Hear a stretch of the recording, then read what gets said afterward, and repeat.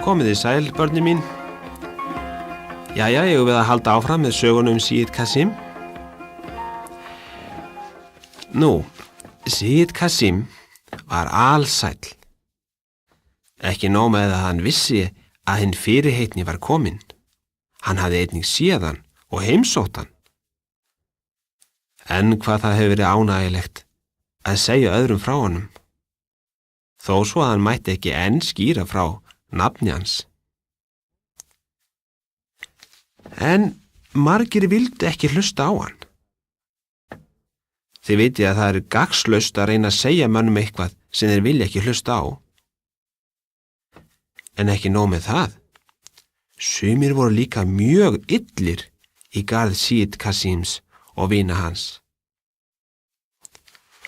Sýd Kasim og nokkrir nánustu vinir hans héldu áfram að kenna eins og ekkert hefði í skorist, því að það voru alltaf einhverjir sem hlustuðu af ánægju.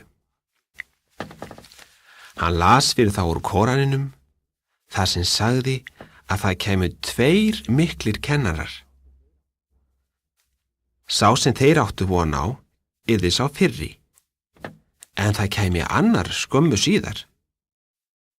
Sá síðari myndi færa öllum heiminum ljós sitt.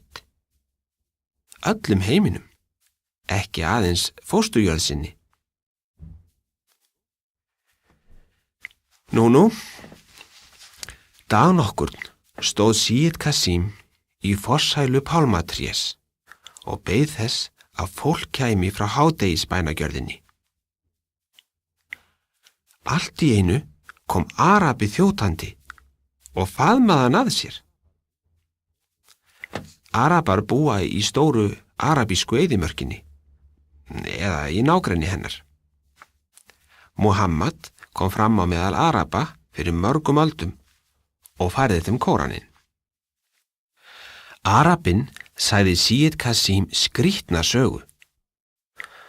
3 dögum áður en þetta gerðist var hann að gæta kinda sinna í haga í nágrenninu, þegar hann sofnaði skyndilega og dreymdi merkilegan draum. Hann dreymdi að hann sæi Muhammad sem sagði honum að hlusta vel og muna það sem honum væri sagt, því að orðin væru frá Guði. Ef þú ferð eftir þessum orðum, verða laun þín mikil, sagði Muhammad í draumnum. En ef þú vanrækir þau, verða afleiðingarnar þungbærar. Það þýðir að hann myndi lenda í miklum vandræðum ef hann gleymdi skilaboðunum. Muhammad sagði smalanum síðan að dvelja í námunda við þennan stað. Eftir 3 daga myndi Sýd Kasim og vinir hans koma þar til hádegisbæna. Smalinn átti að heilsa Sýd Kasim og segja honum að starfi hans væri næstum því lokið. Að 3 dögum eftir að hann kæmi aftur til Karbila yrði honum leyft að fara til hans sem þetta mælti. Skömmu síðar myndi hinn fyrirheitni gera sig öllum kunnan. Draumurinn táknaði að Sýd Kasim myndi deyja 3 dögum eftir heimkomu sína, af því að starfi hans var lokið. Þið getið séð það af þessu, börnin mín, að hvert okkar hefur sitt verk að vinna. Annars værum við ekki hér á jörðinni.